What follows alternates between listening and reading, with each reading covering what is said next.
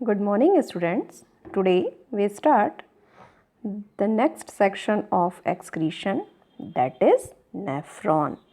अभी हम लोगों ने कल पढ़ा था, जो हमारी पिछली स्लाइड थी वहाँ आपको ये बताया था कि जो एक्सक्रीटरी सिस्टम होता है वहाँ पे मेनली 4 ऑर्गन मिलके इस सिस्टम को कंप्लीट करते हैं, जिसमें हम लोगों ने फिर आपको ये पढ़ा था कि जो किडनी होती है उसकी फंक्शनल यूनिट को कहा जाता है नेफ्रॉन। ओके, तो आज हम लोग स्टार्ट करते हैं नेफ्रॉन के बारे में। ओके, इस नेफ्रॉन को ही दूसरा नाम भी दिया जाता है, that is urinary ferrous tubule. Okay, urinary ferrous क्योंकि मेनली यहाँ पे यूरिन का फॉर्मेशन होता है और फिल्ट्रेशन भी होता है। ओके, तो सबसे पहले हम लोग पढ़ेंगे नेफ्रॉन के फीचर्स के बारे में, बेसिकली कि इसमें कौन से स्ट्रक्चर्स प्रेजेंट होते हैं, और उसके बाद हम लोग पढ़ेंगे मैकेनिज़्म मतलब कि नेफ्रॉन किस तरह से यूरिन का फॉर्मेशन कर रहा है। उसके बाद लास्ट में हम लोग पढ़ेंगे फंक्शंस ऑफ किडनी। ओके, क्योंकि जब हम मैकेनिज़्म पढ़ेंगे तो नेफ्रॉन का वहीं पे मैकेनिज़्म और फंक्शन कंप्लीट हो जाएगा। फिर हमें डिटेल में पढ़ना है किडनी का फंक्शन। क्यों डिटेल में पढ़ना है? क्योंकि एक्सक्रीशन में मेनली वर्क करता कौन है? किडनी। बाकी तो उसके सपोर्टिव होते हैं, जैसे अगर हम कहें यूरेटर्स की तो वो ट्यूब लाइक स्ट्रक्चर है जो ट्रांसफ़र कर रहा है, यूरिनरी ब्लैडर है जो स्टोर कर रहा है, और यूरेथ्रा जो है वो वहाँ से रिलीज़ करा रहा है। तो मेनली जो फॉर्मेशन और फिल्ट्रेशन का वर्क होता है वो तो कहाँ पे हो रहा है? किडनी के अंदर। और करवा कौन रहा है? नेफ्रॉन। इसलिए हमें नेफ्रॉन का भी मैकेनिज़्म पढ़ना है और फिर हमें डिटेल में पढ़ना है फंक्शंस ऑफ किडनी।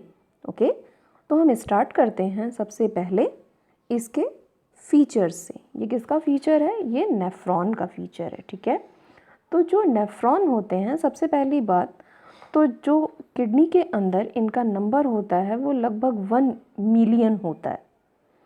एक किडनी के अंदर लगभग ये 1 मिलियन नंबर्स में प्रेजेंट होते हैं। ठीक, और जो नेफ्रॉन होता है उसके 2 पार्ट्स होते हैं। एक होता है मेलपिगियन बॉडी और दूसरा होता है रीनल ट्यूब्यूल। ओके, जो मेलपिगियन और रीनल ट्यूब्यूल होती है इसी से इनका पूरा स्ट्रक्चर फॉर्म्ड होता है। अब सबसे पहले हम पढ़ लेते हैं मेलपिगियन बॉडी को। मेलपिगियन बॉडी में भी 2 स्ट्रक्चर्स प्रेजेंट होते हैं, दैट इज़ बोमेन्स कैप्सूल और ग्लोमेरुलस। जो बोमेन्स कैप्सूल होती है ये स्टार्टिंग पॉइंट होती है नेफ्रॉन की, जो कि कप लाइक दिखाई देती है। ओके, उसके बाद वहाँ पे एक पंच होता है ब्लड वेसल्स या कैपिलरी का, ठीक, जिसको कहा जाता है ग्लोमेरुलस। अब जो ग्लोमेरुलस होता है उसके बाद नेक्स्ट हमको पढ़ना है रीनल ट्यूब्यूल। रीनल ट्यूब्यूल के 3 पार्ट्स होते हैं, that is PCT, DCT and loop of Henle. जो पीसीटी और डीसीटी हैं, अभी इसका फुल फॉर्म हम लोग डायग्राम में देख लेते हैं फिर से। जो पीसीटी होती है उसको कहा जाता है प्रॉक्सिमल कॉन्व्यूलेटेड ट्यूब्यूल, और डीसीटी को कहा जाता है डिस्टल कॉन्व्यूलेटेड ट्यूब्यूल। जो पीसीटी होती है वो बड़ी और लंबी होती है और पतली होगी, और जो डिस्टल होगी वो थोड़ी चौड़ी होती है और छोटी होती है। Loop of Henle U shaped structure होता है और मेनली ये वाटर का रीअब्जॉर्प्शन करता है। उसके बाद ये जो सारे पार्ट्स होते हैं रीनल ट्यूब्यूल के, ठीक, वो एक नेटवर्क से कवर होते हैं। उस नेटवर्क को कहा जाता है पेरीट्यूबुलर कैपिलरीज। जो पेरीट्यूबुलर कैपिलरीज होती है, जो यहाँ से मटेरियल जाते हैं उसको ये रीअब्जॉर्ब करता है। ओके, अब हम लोग स्टार्ट करते हैं इसका नेक्स्ट पार्ट, जो है यहाँ पे इसके स्ट्रक्चर को। तो एक बार स्ट्रक्चर ध्यान से देख लेते हैं। यहाँ पे सबसे पहले जैसे बोमेन्स कैप्सूल है, जो बोमेन्स कैप्सूल होता है ये इसका मेनली स्टार्टिंग पॉइंट है, ये जो यू शेप का पार्ट दिख रहा है। इसके बाद यहाँ पे ये जो बंच लाइक स्ट्रक्चर दिख रहा है दैट इज़ ग्लोमेरुलस। उसके बाद इसमें 2 ट्यूब एंटर करती है। एक होती है रीनल आर्टरी का सेक्शन जो बंचेस के फॉर्म में जाती है, और वहीं से बंच होती है रीनल वेन की, जो यहाँ पे एंटर करा रही। जैसे ही वेस्ट मटेरियल यहाँ से फ़िल्टर हो जाता है, ये इसको अपने पास अंदर कर लेती है ताकि ये यहाँ से बाहर निकल जाए।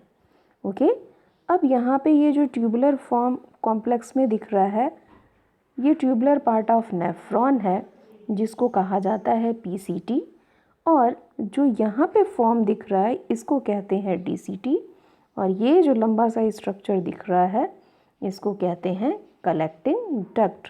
ओके, सबसे पहले हो गया बोमेन्स कैप्सूल, उसके बाद ग्लोमेरुलस, फिर renal artery, renal vein and collecting duct.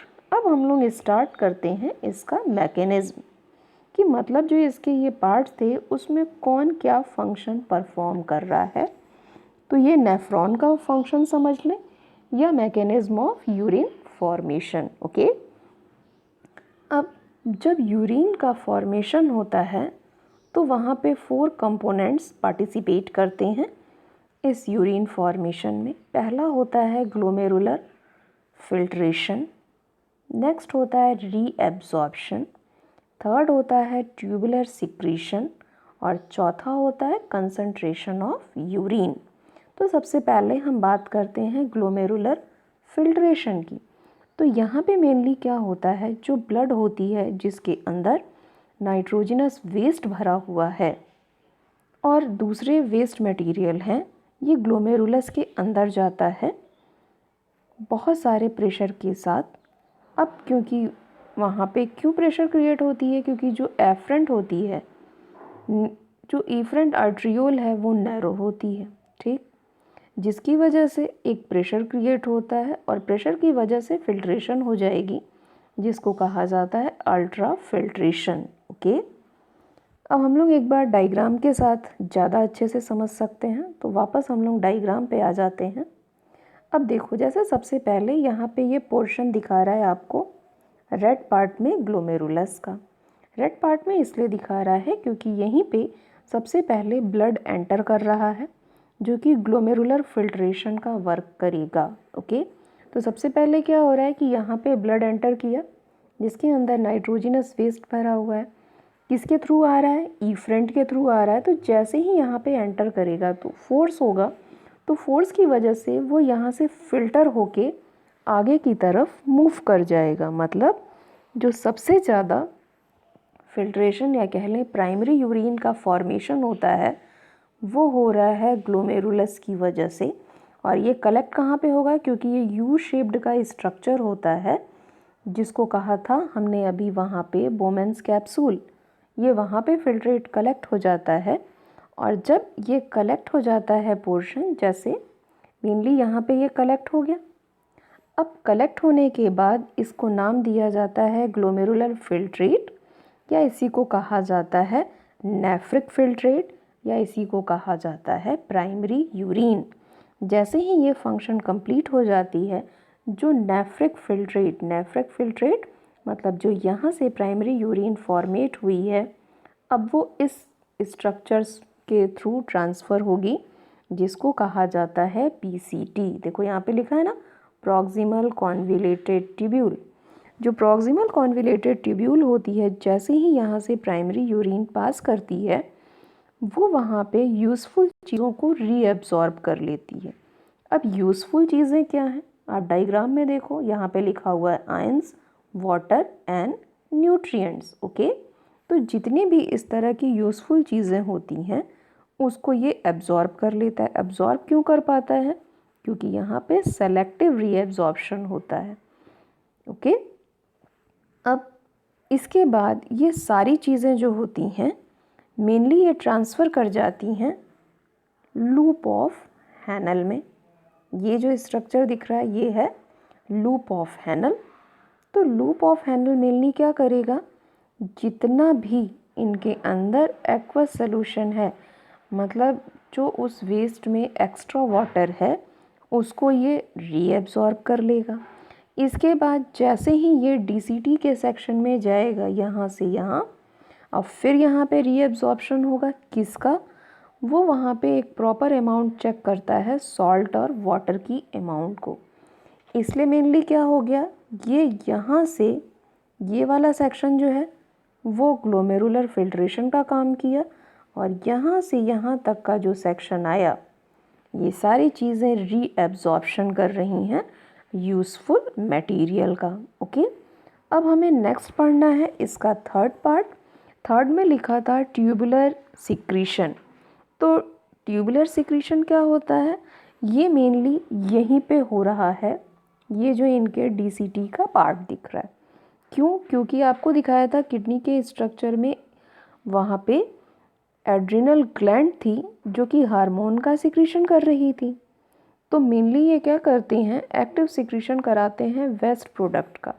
ठीक, अब मेनली क्या होता है कि जब ये वेस्ट मटेरियल को बाहर निकालने की कोशिश करवा रहे हैं कि ये यहाँ पे आके कलेक्ट हो, उससे पहले ही वो एक बार वहाँ पे उसको चेक करते हैं कंसंट्रेशन को, कि मेनली जो यूरिन पास हो रही है उसके साथ एक्स्ट्रा सॉल्ट और वाटर रिलीज़ ना हो जाए, मतलब डीसीटी के अंदर ऑस्मो रेगुलेशन की प्रोसेस हो रही है। ओके, अब इसके बाद लास्ट हमने सेक्शन आपको बताया था कि मेनली चेक करना यूरिन की कंसंट्रेशन को।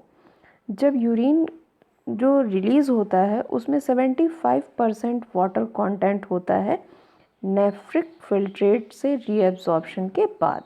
इसका मतलब क्या हुआ कि जो हमारे यहाँ से पास होता है उसमें से ये कोशिश की जाती है कि मैक्सिमम जो वाटर का पोर्शन है वो एब्जॉर्ब कर लिया जाए केवल लिक्विड के फॉर्म में, कुछ ही नेफ्रिक वेस्ट वहाँ से रिलीज़ करे। और इसको चेक कौन करा रहा है? इसको चेक करता है हमारा एडीएच। एडीएच को ही कहते हैं वैसोप्रेसिन, और मेनली इसकी वजह से ये बार बार चीज़ों को चेक करता है कि प्रॉपर केवल नेफ्रिक वेस्ट ही बॉडी से रिलीज़ हो जाए। लेकिन जो लोग जिसके अंदर डायबिटिक होंगे, जैसे डायबिटिक में दो तरह का होता है, जो डायबिटिक इंसिपिडियस होते हैं वहाँ पे एडीएच हार्मोन का सिक्रीशन कम हो जाता है। ठीक, जिसकी वजह से उनको बार बार एक तो यूरिन की डिस्चार्ज करने की प्रॉब्लम लगेगी, और दूसरा होता है उनका जो यूरिनेशन होता है वो डाइल्यूट होता है। ओके,